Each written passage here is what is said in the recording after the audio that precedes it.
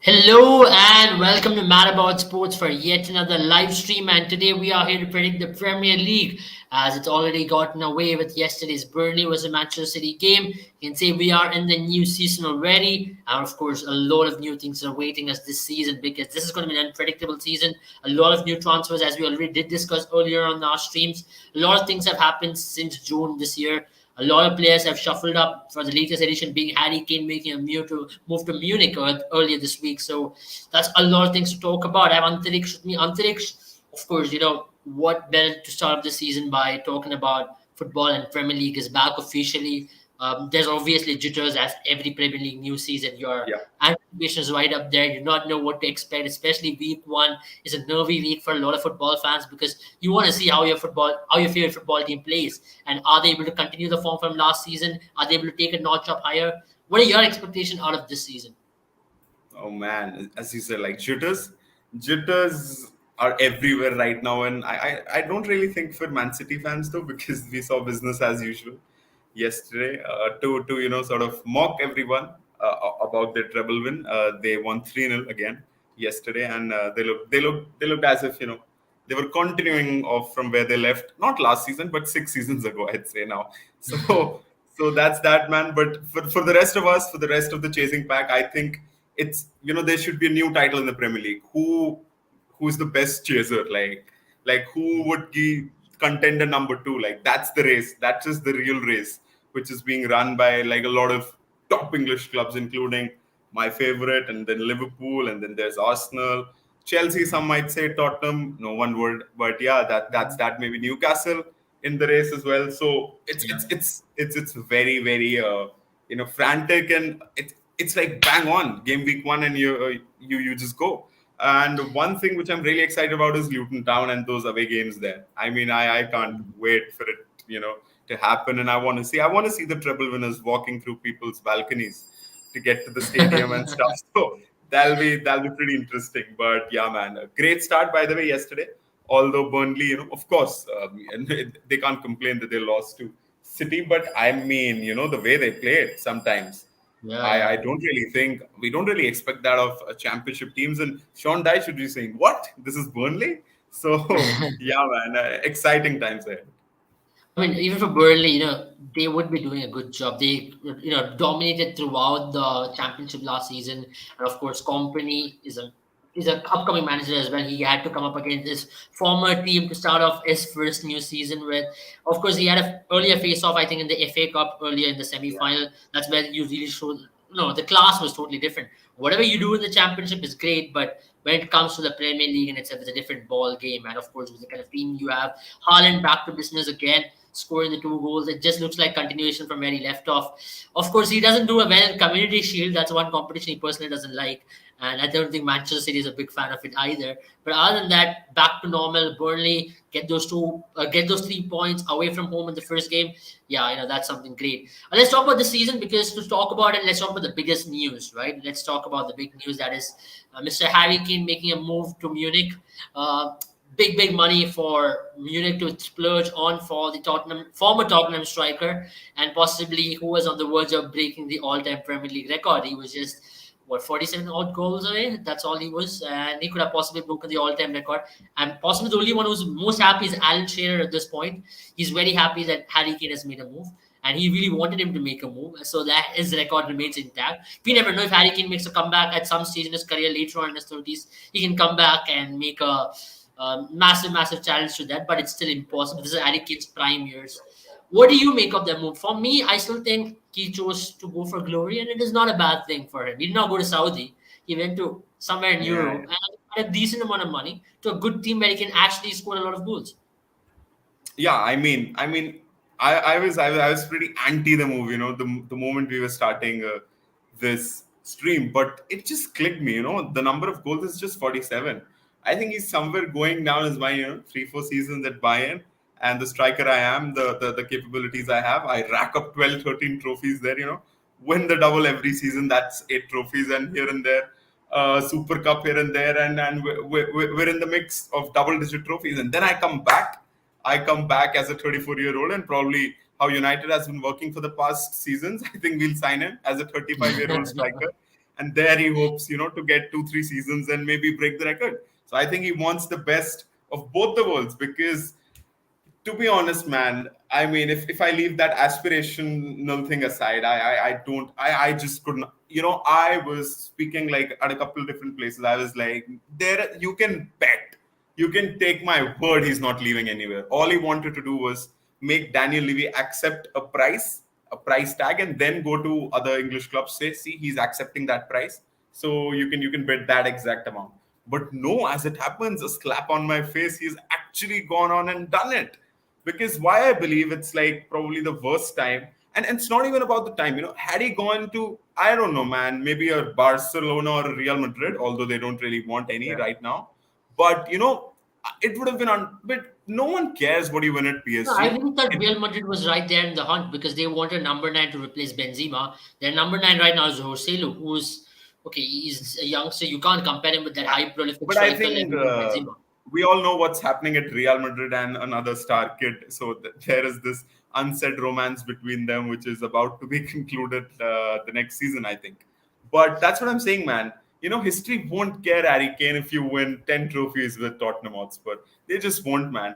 The real aspiration for me, I think, as you really pointed out when we were talking backstage, was that the Champions League, and being in the proper hunt for a Ballon d'Or, top Yeah. three at least, eyeing him like being in the stage, because let's be honest, Harry Kane deserves every plaudit like in the world, every award that there is. He's a big contender for that. The But quality do of you the players. realize that he scored 30 goals last year? And we're talking about Haaland who scored 35.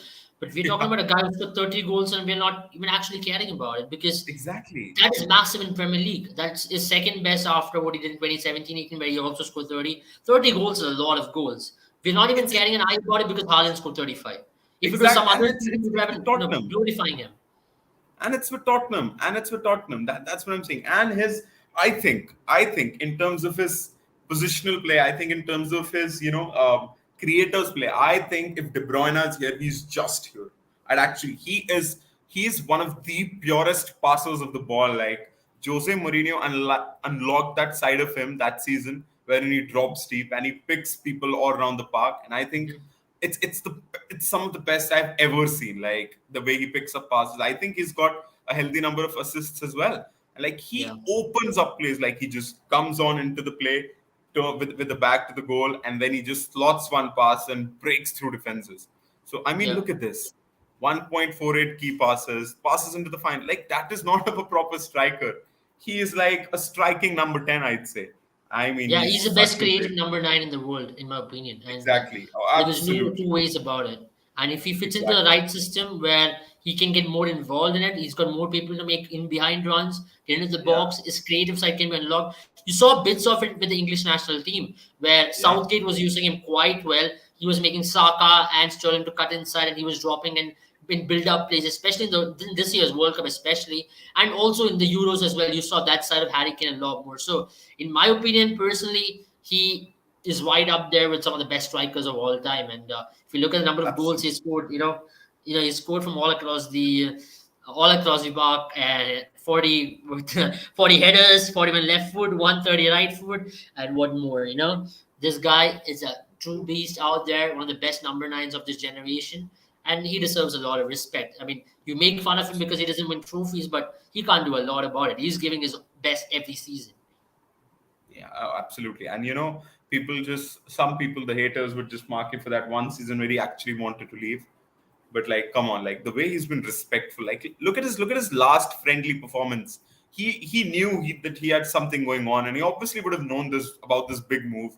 And like he would have been agreeing to it slightly, maybe deciding in his heart, does he want to go or does he want to leave for free to an English club next season? But he still scored 4 goals, Abel. He scored Yeah. 4 damn goals. I just checked his Instagram, and he said, something back to the whatever. But like meaning that he was just a true professional till the end. And like, being a professional when you are the quality you are and the trophies you win are none, it's like pretty hard. It's we at Yeah. our home say, oh man, we should be, he's getting paid and stuff and stuff. But come Mhm. on, even in real life we see people when they just outgrow a group, is their attitude the same? Is it? So power is Mhm. bound to sort of have an impact on you, but none on Yeah. Harry Kane, man. What a true professional. All the best to him, Absolutely. and yeah, man, and he will just stack pile. He will just pile there. Those Yeah, Bundesliga he's teams. just 30 and he's in his prime at this point, and he's Absolutely. got good 5 or 6 years left in his footballing career. And of course, with Bayern Munich kind of a team, they wanted a striker. Last season, they did not have a striker, and yet they went on to win the Bundesliga. And this year, with a striker in that system, I think Thomas Tuchel is going to really adore this guy. If he's going to get the right service inside the box, I think he doesn't have to do a lot of off the ball work rate, at least with this kind of team which Bayern has. He can stay in the box, maybe something of a similar mold of what Haaland is doing, and he can do a job for Bayern Munich. And Bayern Munich is going to be even more important team in Bundesliga and in Europe with this guy's addition. I mean, just talking from Bayern's perspective. But let's move to other clubs right now. I mean, there's a lot. I mean, let's start off by talking about Erling Haaland. Of course, is a possible compatriot. He's back to the scoring business, as we already had a comment saying also about that Haaland is killing it again. 2 goals last night against Burnley. Back to normal business for him. He looks like he wants even more this season. And there was a small heated discussion between Pep and Yeah, Haaland in the halftime as well, because Haaland wanted a hat trick and Pep was not very happy that he did not pass the ball. So that is a very Pep-like thing to do, because he cares about the team more than the individual records. And you're 2-0 up, Pep doesn't it doesn't matter for him. You still have to go out there and do a job. But yeah, Haaland is looking hungry, and Haaland is looking like he wants to go out there and kill it once again. absolutely, man. I mean, his first touch of the ball yesterday, and he boom, he scored. And I remember the second touch where he was trying to stretch for that second goal, and he couldn't really reach it. But I was like, what does he have to do? You can. There'll be those 3-4 games in the season wherein City would have 80% of the ball, and they'll not score any goal. They'll probably lose 1-0 or maybe draw 0-0, and then they'll say, oh, total touches by Haaland 13, so he doesn't get involved, his striker. But that won't happen many games. That won't happen. That would happen a couple of games a season. You can criticize him all you want. In the rest, he'd score 3 hat tricks in a game for all he cares, man. He Yeah. looks so hungry, that's the scary and quote unquote the inspirational thing, man. Like yesterday, he celebrated like with his trademark, and then just fist pumped the air as if he was Weghorst and trying to score his second goal at Old Trafford after a long time. I mean, he just has racked up the statistics. And funnily enough, I really think for the only way for Harry Kane to actually match his tally would be to actually be in a team like Bayern Munich. So I think that'll be a race, the European Golden Boot race, which we can take a Uh-huh. look up with, because Yeah. of course Bayern Munich plays 4 less games if I'm not wrong, but Yep. it's the only way Harry Kane can match Haaland, because in the Premier League, give him the Golden Boot already, man. He would have had a hat trick in the first half of the first game this season, and that's just scary, man. That is just I point think blank there's a scary. record which he broke. Yesterday, he's the first ever Premier League player to score first two First goals and for the Premier second, League yeah, in a season, and that's a crazy stat. I mean, if anybody could have done it, it could have been only this it's guy. Haaland. It's Haaland. And on the other side of things, City did not really look shaken up even after De Bruyne getting subbed off in the 21st minute. I mean, things haven't been really going De Bruyne's way since the Champions League final. I mean, it happens with a lot of these players, and you have to understand that he's 32, 33 now, and Yeah, yeah, these things do happen much more often at this age. yeah. But coach did a decent job for them. But let's talk about the games which we have and the season which we have. So let's talk about the Premier League prediction, possible prediction, what we have from some of the analyst sites. So as for the prediction, it's once again Manchester City, who's supposed to be right up there with 80, 88 odd points is the projected score for projected points. But Arsenal, what do you reckon about Arsenal? Because that's one interesting team to talk about, because they made a lot of Yeah. signings this year. Of course, with Kai Havertz coming in, they had good preseason as well.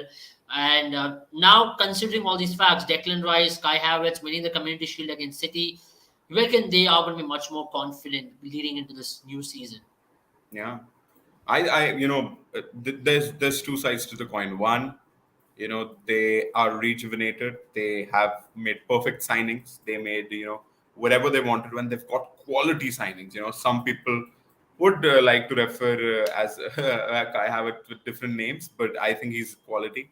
I think if he starts to click now, it's quality. I'm not saying that he's consistent or stuff, but it's all about clicking. And if he fits into the system, he starts clicking. We have one hell of a player in our hand. And Gabriel Jesus, he had his fair share of injury problems. Arsenal, I mean, there's something with these teams who redevelop. There's this, the communication from the back end starts to sort itself. Maybe there's a manager who has a clear vision and a plan. But along with that, there are people who are supporting him from the backside because one thing, they just had a place wherein they had a striker who used to get injured, although they didn't Yeah. even miss him much last season because they slotted in perfectly with Eddie and Ketia. But they got Yeah. in and they got it done. And now they have another position wherein they were like, he's in the news too much. He's injured quite often, maybe, and that's Thomas Partey. He's quality, not gonna lie. But and what did they do? They just bought on probably I'd say the second most sort of sought out British, yeah, after Jude Bellingham, of course. So they got him. They got him for big money, and I mean that's a scary midfield there. So yeah, man, Declan Rice slots perfectly in. And the other side to the coin, as I was saying, is that they'll have to overcome that mental barrier. You know, when Yeah. someone gives it so much of themselves and they still end up short, it takes a big dig on your confidence because you feel, bhai, kya Yes. karu or kya karu? And that Mm. that is how the chasing pack feels about City or kya karu, because come November until the end of the season, you can't take a point off City, man. You can't. Yeah. Yeah. So it's just that, man. It's about And being that's in the been race very, till very November. consistent of them as well. It's the December break which really hits them, and they come back even strong. From Boxing Day, when the game gets very intensified, other teams who do not have depth falls behind, and City really steps up. And now City are also behind someone like a Paqueta because they wanted to replace a Riyad Mahrez, or they Mad wanted to money, pay mad money. I don't yeah, agree with those 70. prices, man. Yeah, I mean, yesterday I saw a stat during the Burnley game. City had spent 425, 24 million on defenders, and Burnley's entire score is 324 million. So that in itself is the disparity between the two teams in terms of the comparison. You have Guardiola, an 100 million defender who has been subbed in, and that's what we are talking about. He was I starting on mean, the what's bench. happening with City there? I didn't usually take them for being overspenders. I think they've spent huge on Guardiola.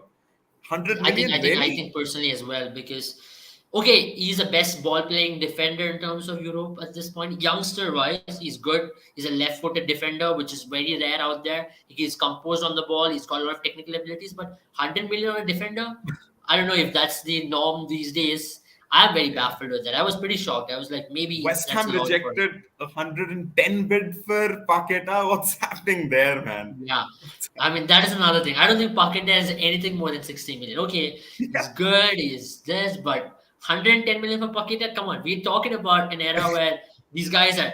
And talking about which, let's talk about Liverpool on the other side. Very close to signing this young man from Brighton, Moses Casido. Submitted a bid, Brighton accepting it, and Mr. Casido saying that I want to play for Chelsea. Now, it's not often a player says that I don't want to go to a team like Liverpool, I want to go to Chelsea. What did you make of that? It was an interesting fiasco which happened over the last 48 hours. क्या क्या इंसान है भाई ये? I mean, what does he want in life? You know what? I don't really buy into that. Casino says no to Chelsea, or maybe he could only for the reason that, like, how much will Chelsea buy, yaar? Like, what are they trying to do? You know, it's like they're signing so often and so much that their signings are going so unnoticed. They just signed Tyler Adams, But by they've the also way. offloaded quite a bit as well. So They it's like a because good they margin. already had a bloated squad. They already are such a bloated squad. They have still 25, 26 players. They offloaded 6, 7, and they've gone on and bought another 6, 7, 8.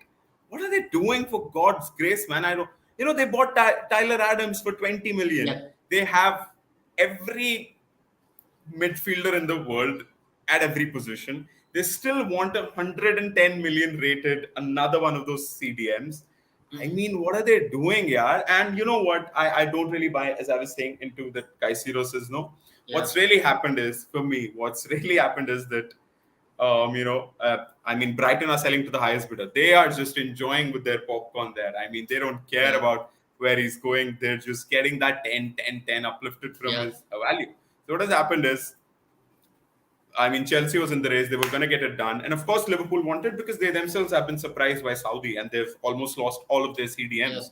So now Yeah. they want a CDM real quick. And then they were going for Latvia, which, I Love. mean, Yeah. you can't put a 19-year-old at the center of Anfield and say you're the prime CDM. He needs a No. couple of Yeah. seasons to learn off someone. So that's why they Yeah. wanted someone who's already played, which was Caicedo. And then they did that. They were going to go do in final. So Brighton was like, all right, you could have the highest bidder. You're the highest. And then Chelsea said, hold on, just give us a day. And that is when Chelsea have come back, maybe retalked, and Todd Bowley said, all right, ye le bhai, 10 million or. and I think that has happened. And you know I mean, what? that's what's It's going so to happen. I sad, think it's in man. the final stages of the negotiations, and he's Yeah, very clear. I don't know how they convinced Caicedo to move to Chelsea. There's definitely been good pull from Chelsea over the last 6 months yeah, because they've been able to pull a lot of players. Let's be very honest. Benfica was one of the toughest clubs to deal with in Europe previously. The way they went and got Enzo from there, that in itself says how good they are in terms of pulling people.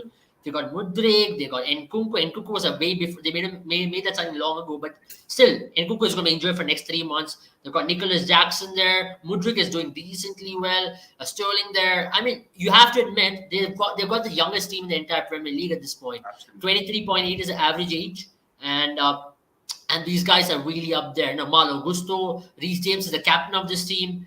You have to admit Malo there's Gusto, something I about forgot this team. about him, man. Malo Gusto, they've three left wing backs with Yeah, Cucurella, with Chilwell, with I think two of I think Lewis Hall has been sent out on loan, and then there yeah. is the other lad. I can't remember his Chaluba, name yet. Colwell. Then Yeah, Levi these guys are Colwell. talking. There you go. I mean, he is racking up on that wing. Then there's Gusto. Then there is RCB. Playing their captain Reece James. I mean, Yeah, it's a lot, man. It's like yeah. so much. Robert Sanchez. They have Arita Balaga. I mean, I don't know, man. Like it's like we can't even go into the midfield, man. Midfield is stacked up there as well. But So yeah, I mean, at some stage they wanted that complete assurity. This is the squad for the next 7 to 8 years, and they've invested heavily on that. I mean, the one area again which is going to really haunt them is going to be the striker position. It's going to be upon how can Nicholas Jackson or someone of his caliber deliver because Nkunku is off for the next 3 to 4 months, and that's not a good news for them. And even with yeah, Fofana being possibly out for the entirety of the season, they wanted that kind of assurance in the team with more and more additions. That's what I think we can talk about Chelsea. I mean, we've covered Chelsea already. We're talking about Liverpool. But just to go back to Liverpool, you reckon this is possibly their season to make a comeback because they've got McAllister, they've got they've got Szoboszlai. But then in the preseasons you saw, the moment their midfield is good, they can score a lot of goals, but they tend to concede a lot as well because the yeah, defense is again a major issue. There is no depth yeah. in their defense. Absolutely, and that was bound to happen. As I was saying, I was thinking top four is set in stone this time, and it's City obviously going to be there, Arsenal, United, and Liverpool. And I still do back them to be there and in and about, but I don't know, man, if it's for the good or for the bad. They've just gone on and shot themselves in the foot. I think, don't get me wrong, I've been saying it everywhere I've been, that they have got a gold mine for Fabinho and Jordan Henderson. No one was gonna give them 50 million combined for them to. No one at the age they were. No one. So they've got a gold mine. But I've compared it to a situation wherein imagine you have a market जो 3 दिन बचा है जिसमें and it's an AC market and there are 3 days left and you have an AC which is 10 years old and you bought it for 30K and now you're like ये चल गया है and someone says मैं 20,000 रुपए दूंगा इसके and you sell off your AC. So although you have the money now you have 3 days to buy another AC, otherwise you'll rot in Garmi. So that's the thing. Although they have the money, they did find the gold mine there. But what Yeah. about it now? That's where I thought, all right, they're gonna certainly do something, and Caicedo was the solution. But poor Klopp, he actually said that. I've recently been told that I'm allowed to say that we've reached an agreement with Brighton for Caicedo, and then Caicedo apparently says no. What's the truth about that? We don't know, but that's the news. And now he's going to Chelsea. I don't know, Yeah. but I still think they'll buy a CDM. I think It it will looks like not be Lavia at Latvia, this point. Lavia is the only but option they have. he is. But that's what I'm saying. You put a 19-year-old there. I mean, you Yeah. have to have a Or decent. else they'll have to invest heavily in Bajcetic. I don't know if he's the right one as well. He's still 18, 19, another Yeah. 19-year-old. He's played a season with them in some of the high pressure games, but I still think he's Maybe way too maybe they have their young. own version of McFred, obviously, because Yeah. when we didn't have a CDM, we used to play two defenses. So I think it could be McAllister and Latvia both going in there. They could have their own great version. But But maybe even if Liverpool plays double pivot with McAllister in the middle, I think that's again restricting McAllister. McAllister is such a free roaming midfielder up there who can be much more. He can do a much exactly, better job up the field rather than being in the center of the park, doing all the dirty work. And that's like taking the best out of him and making him do a job which he's not quite comfortable doing. And I think that's where yeah, they need a Fabinho kind of a player who can do a job in the Yeah. middle of the park. And that's one of the reasons why I think they'll also go for Chouameni, because Real Madrid at this point are not quite keen on Chouameni, for multiple reasons. Yeah, yeah. So Well, I mean, I don't get it. Why? Why is that? I don't know. They just recently bought him, and very surprising. yeah, Very surprising because Kamavinga is a utility player. Maybe he's going to be the next goalkeeper as well. They want Kamavinga there, but definitely not Chouameni. So maybe Chouameni might be the one of the options. It's a good one. Chouameni can do a job. Chouameni oh has done yeah, it. oh for He's a sure, decent one for them. So absolutely. but yeah, let's talk about now Manchester United. Of course, they are going to be playing Wolves later on Monday, so that's good enough time for them to see what's happening across, and then start the Premier League season when everybody has gotten done. It's not a bad thing to start late, It's definitely a good thing to start late, and you can see whatever I is mean, happening, how other teams are performing. What are your thoughts on the preseason? Because decent preseason, can't complain about it. yeah, Onana is right up there now. I mean, he's been very impressive, except for that one chip goal which he had to face the brunt of. That's very unfair on him because it happens in any yeah, keeper. These guys still went on to win that game against Lens. But yeah, how did you make of the preseason? It's been very, very impressive, isn't it, in a lot of ways? yeah, yeah. I mean, I'm decently happy with the preseason. I just have a small negative which may develop into one, and I'm going to talk about it first, which is I think again, you have all these players, but I just think we've not moved up a notch in terms of the playing style from last season. People would expect when Ten Hag came in, they were like, oh, he could replicate what Ajax did. I think he is trying to replicate what Ajax did, but how Ajax were in the Champions League and not the Eredivisie. Because you can have that possession of 85% in the Eredivisie when you're facing 20 or Old Trike or Yeah. whatever the teams are there. Because I remember Lisandro Martinez when I saw these highlights and stuff, Martinez used to play in the D of the other team. That's how high they were sometimes. So yeah, I just sort of doubt about that. But in terms of the roles he's assigning to every player, in terms of the backup and the fluidity the squad is having, I only have like a couple of places, of course, the striking position as well as the CDM, which I think on the pitch are two of the most important positions, sadly. So that is the only place where I still have a bit of doubts because, again, it's like the Latvia situation. We do have a very great young striker, which is Hoylund, and I really think we've overpaid, by the way, for him. But he's young. He's young, and apparently medical में बोल रहे हैं he has a stress fracture. So Yeah. people saying Atlanta scammed us, but no, of course not. So No. it'll take some It's a good managing for him to. investment. You never know. He's like a long-term investment on someone. He is. Hoylund That's what I'm saying in the right next now. 5 years, if he even has a couple of good seasons in the 5 years, it's a decent investment because considering all the what United had to go through in the last decade, if you get a decent striker and if he can do a decent enough job, I mean, he's obviously an upgrade from Martial and Weghorst and whoever you guys had in the last 10 years. Lukaku, Falcao, Ibrahimovic. I mean, he's a better investment in terms of what you can Yeah, possibly do in terms of ceiling limit. So it's not a bad one. yeah. Oh, absolutely. I'm buzzed with the signing. I'm just left scratching my head every time we make a signing in terms of the number we pay. It's Yeah. that Man United tax, but I used to get it under Sir Alex because we were winning. Now we're not winning But anything. that's my point, right? At this point, the market is so rigged in terms of a lot of ways that I don't know what's the It right is. price tag for any player because You if know, 100 if million if for if one City do goal. end up paying 130 for Paquet, I'll be happy for Oilon. Like it'll make me feel better. Yeah, That's I the mean, thing. it doesn't make any sense for me. I mean, it's like now a FIFA game with heavy transaction limits, and Yeah, you are just paying crazy amounts of money, and yeah, it's become a norm. 120 has become like 50 million of the past. 100 is exactly, the bare minimum for a decent player. Now that's a lot. I exactly. know a lot of clubs are taking undue advantage of quality. What's been missing because the quality is Absolutely. definitely depleted. Let's be very honest about it. There are good players, but there are no specialist good players in certain positions. Now, for example, you're Yeah, talking about a defensive midfielder Casero is possibly the best out there with that age bracket and to play in that certain position. Hence, he's 120 million. Paqueta, possibly one of the best advanced midfielders out there. There's not a lot in the Premier League at this point, so he's getting the extra bit of advantage because of the age bracket once again. So I yeah, think it's yeah, yeah. clubs making advantage of the quality and the age bracket for a lot of these youngsters Yeah, the and selling them at a specific very high skill fee. set these players have, absolutely, absolutely. So But that's that's what I'm saying. I really hated it when I'm really a big fan of Klopp as well as of Pep, to be honest. Although it pains me, but I think Klopp, the job he's done with the money he has got, and people were misquote. I think it's just a misquote. It's blatantly written in that quote itself. They were quoting something when Klopp said about Pogba that I'd not be in a job anymore if I had to pay this much for a midfielder, and now he's spending 120 on Caicedo. Guys, that was in 2016. Pogba was the highest, like the most expensive player in the world. Imagine the transfer which broke the market. Lose was Neymar Yeah, of 222, yeah, and then Mbappe of 180 something. I don't know, yeah, 170, 180.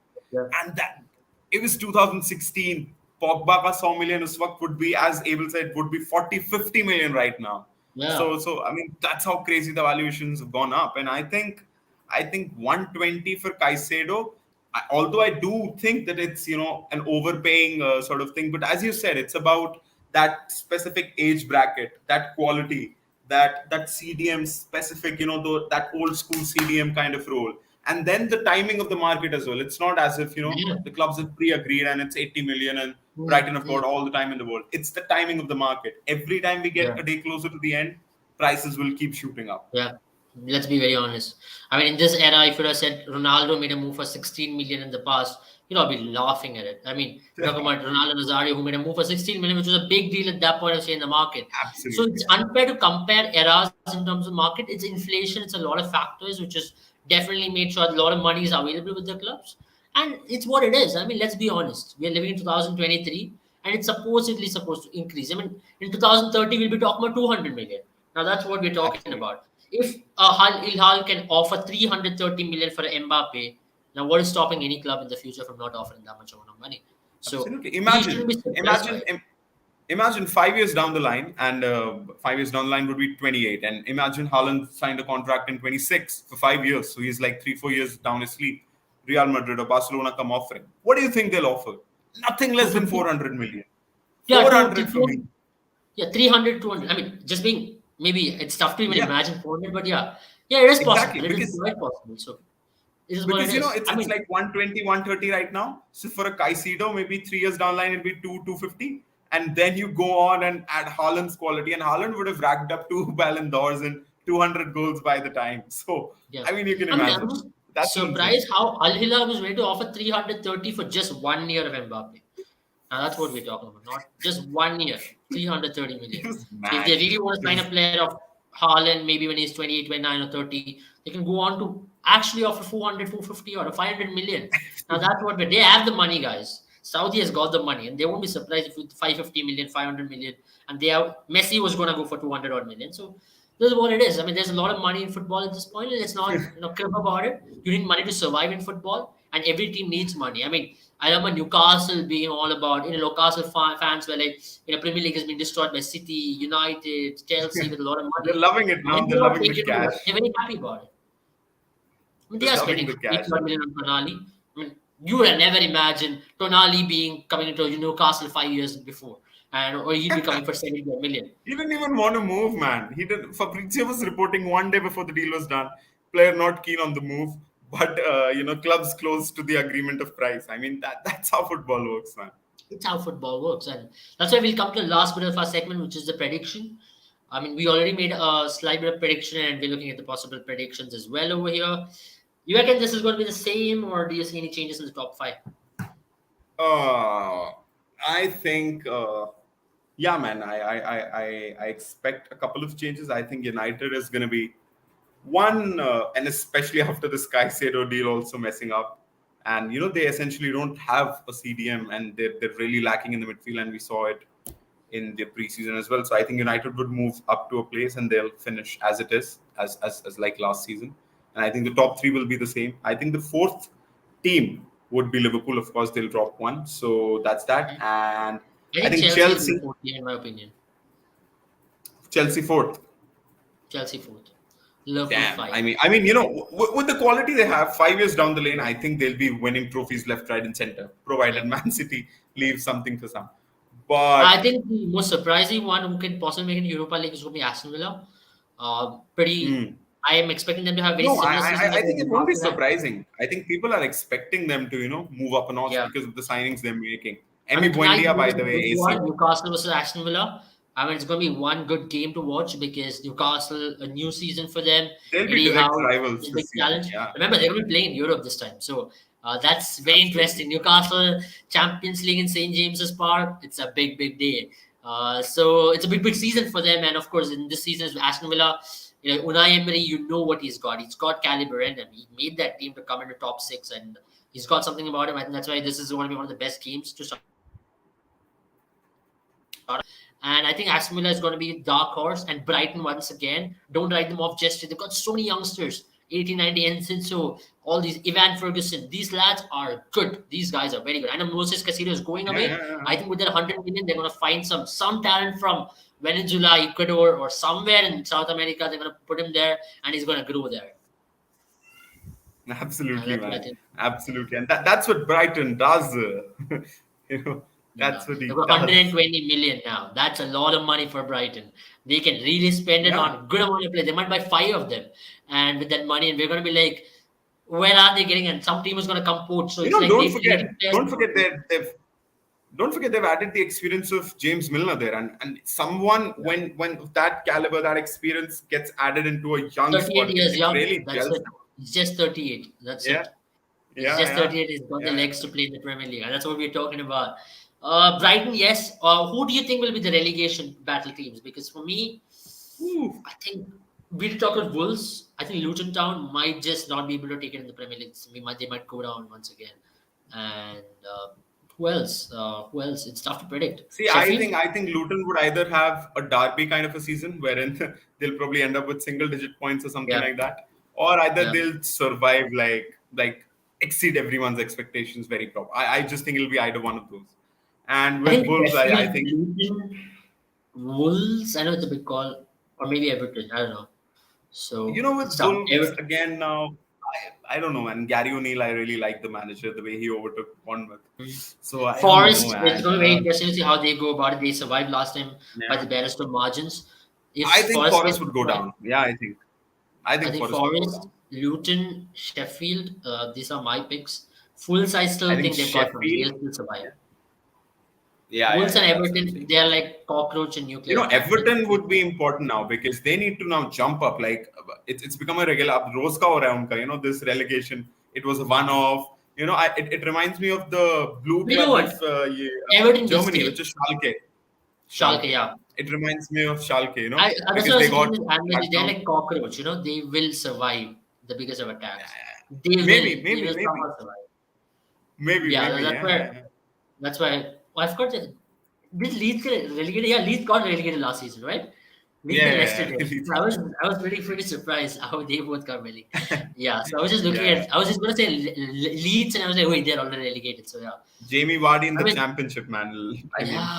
It's tough, man. It's so hard to see Leicester in the championship. It's very heartbreaking. It's very, very heartbreaking, and what a story it's been. Unfortunately, that's about it from us.